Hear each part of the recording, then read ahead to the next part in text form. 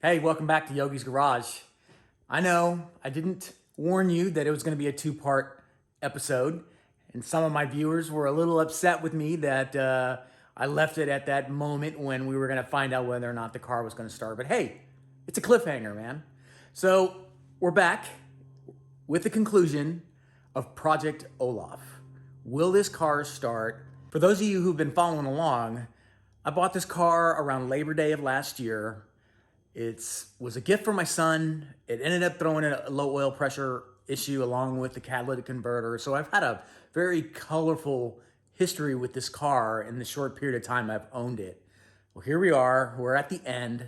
I'm ready to wrap up this season with this car so I can get it out and I can start on Pepper. So this car here will be my next exciting challenge for season 2. You've already seen a couple of the videos drop early. I couldn't resist. We've got a lot planned for you for season 2, but let's wrap up season 1 with the conclusion of Project Olaf. Enjoy. And now, the conclusion of Yogi's Garage.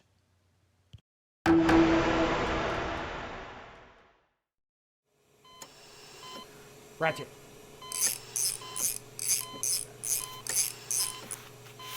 Hammer, damn it. Come on, Olaf, don't make me do this. Come on, Olaf. Come on.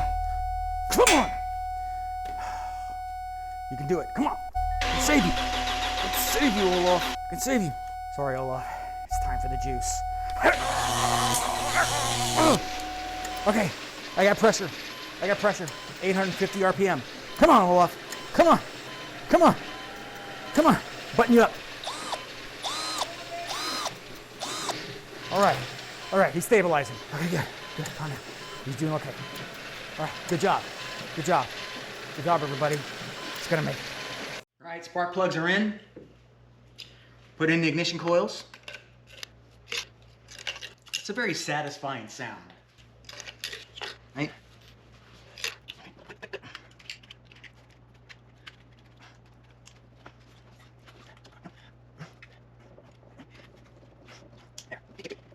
All right, we're clicked in.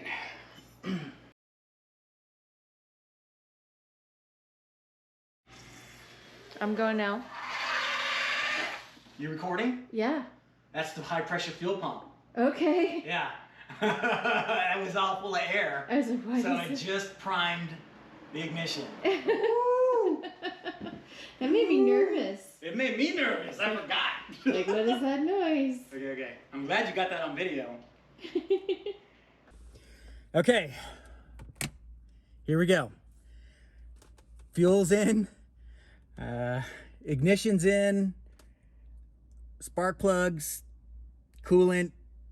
I'm gonna let it run for about 15-20 minutes. Maybe. You can do it.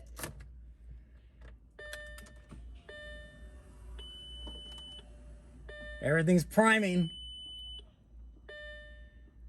Okay, here we go. 3, 2, 1.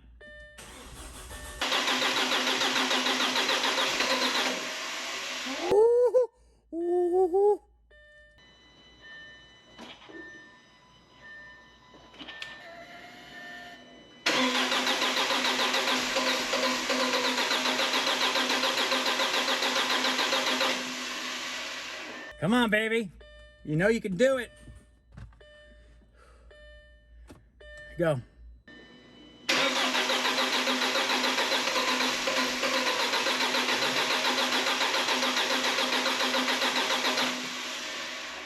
It almost sounds like it's not getting fuel. I'm gonna keep trying.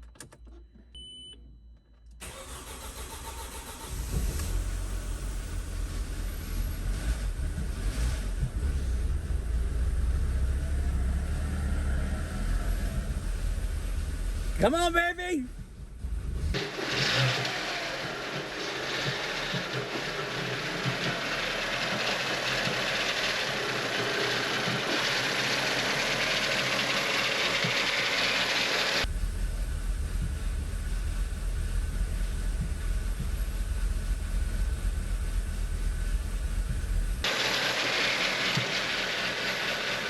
Yes, yes, yes, yes.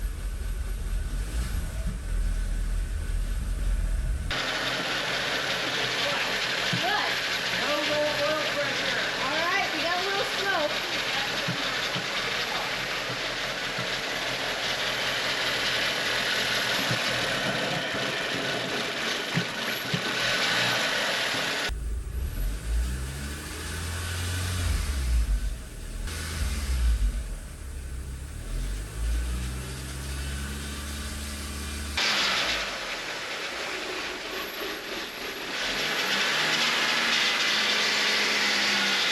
And Michael, no leaks. Yes, no leaks, baby. It's having trouble holding idle.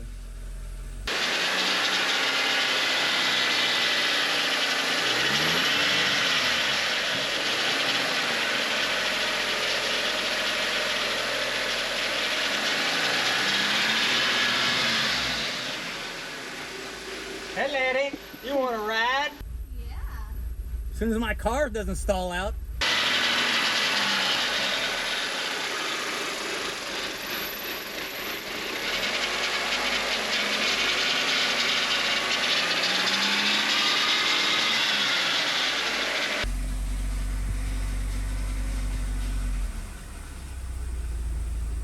Idle's getting better.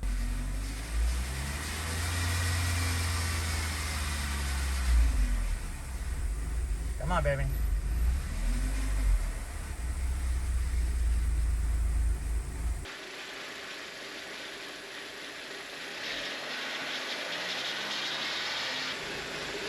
Little guy in the front's supposed to be rattling around like that? No, the tensioner shouldn't be rattling around like that. Drawing in air.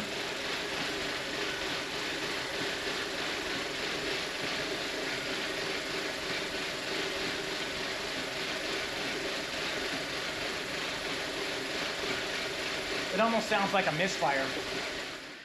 Howdy. All right, I have been working pretty hard today and the last couple days getting the final touches done on Olaf. The problem with Olaf, if you saw, was I was getting a lot of misfires during the engine start at idle.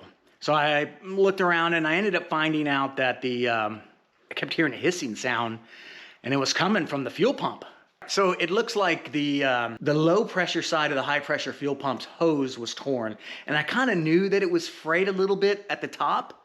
I thought that the fray was high enough that it wouldn't interfere, but in fact, it had torn enough past the clip that it was releasing fuel. So at idle, the car was misfiring because it wasn't getting the proper fuel pressure. That's my first guess. And that's a logical guess, and I think it's the right guess. But I went ahead and replaced the high pressure fuel pump hose, and you really can't see it, but there you can see these metal hoses right there. That's your high pressure side, and then right next to it is a black rubber hose that goes up into the other side of the fuel pump, and that's the low pressure side. Anyway, long story short, I had to go buy another $18 hose to replace that. I'm keeping my fingers crossed that that's the issue. I've buttoned up the exhaust, so I shouldn't be getting any more exhaust leak warnings. The mass airflow box, or the mass airflow sensor, is in. It was before, but I was getting a warning on that as well. But again, I think it was because the car was running too lean because it wasn't getting enough fuel. Anyway, I've drained out the distilled water from the coolant system, and it's interesting. It's like I'm not going to get the whole 1 gallon out that I put in, but you can mix coolant with distilled water without too much of an issue. We don't freeze down here in Texas, and when we do, this car will be in the garage. So I'm not really all that worried about it freezing or corroding because it's distilled water. But it's mixing with coolant. We're good to go. I'm gonna go ahead and add the gallon or whatever I can get in there back into the system, plug in the fuel pump, and start it up again to finish up the initial break-in period of this engine. Do not want to hear the chimes too much. Here we go.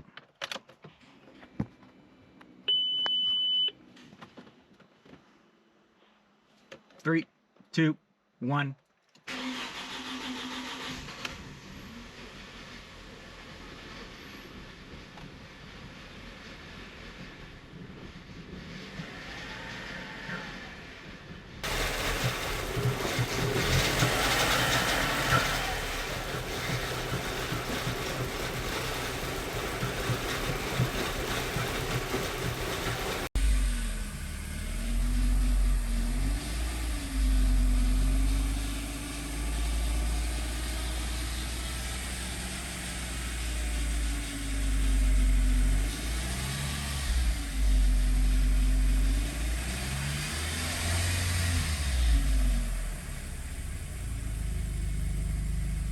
no more misfiring. It's dropping down below 1,000 RPM. It's still a little bit higher revving than I'm used to, but that's something that can be easily fixed. No low oil pressure.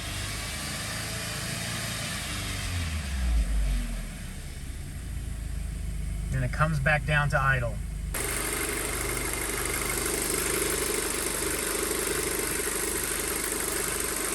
Not running great, but it's running better than it did before. Everything checks out, no check engine lights. Kind of a higher revving sound than I am used to. You can tell there's a little bit of a shimmy, but I'm not getting any misfires on the engine, which is great. So it could just be that the purge flow system and the ECU are recalibrating, getting everything going. But it sounds good. So it can sound great, but I think I need to get it out on the road, but that's not happening until I, get some wheels on it. But that's the deal right now. I'm gonna give it some more revs. Okay. Wow. It was close, but we did it. Managed to resolve the low oil pressure. Got Olaf not only primed, but started. I think we're in the clear. I think it's time we give Yogi Mama an update on where we are. Come on, let's go talk to her. Let's go. Yeah, that's really nice. How much is that option? Uh-huh. Oh, can I get it in blue? Hi, Yogi Mom. Yeah. So how much is that option? Ooh, can I get it in blue? Okay. Oh, okay, hold on. Actually, let me call you back. Dr. Yogi's here to give me the news about Olaf. Right, the trade-in. Okay, all right, thanks. Bye. Hi, Dr. Yogi, give me the good news. Are you planning on selling Olaf? I was just window shopping. And, it's been months since he's even been started. Well, the damage was extensive. Yeah, I know. I'm sure it was really hard to fix poor Olaf, but it's time for a change. What's the news? Well, Olaf is still in the break-in period, but I expect him to make a full recovery. That's wonderful news. Any, while I'm in there, repairs that I should expect in the bill? Funny you should mention that. Yes, there were numerous opportunities for me to upgrade a few things while the engine was out. So, full suspension refresh and red-colored ignition coils were necessary? Well, you can't upgrade your engine without upgrading your ride. While you're in there. I've heard that before. Yes, of course. Dr. Yogi, I appreciate everything that you've done for Olaf. I know you've worked really hard on all this, and I'm sure he's the better for it. So, can I see him now? Yes, of course. Right this way, please. Oh, hi, Chad. Yeah. You have a trade-in. Can I get that in leather? Yeah, the trade-in. Audi 2007. It's A4. Hi, I'm Yogi, aka Michael, And I'm Yogi Mama, aka Emily. and we wanted to thank you for an awesome premiere season of Yogi's Garage. We hope you enjoyed the story. As much as we enjoyed making it. Yeah, it was a blast. Check out season 2. We got a whole new story building up. It should be awesome. We'll see you next time on Yogi's Garage. Bye.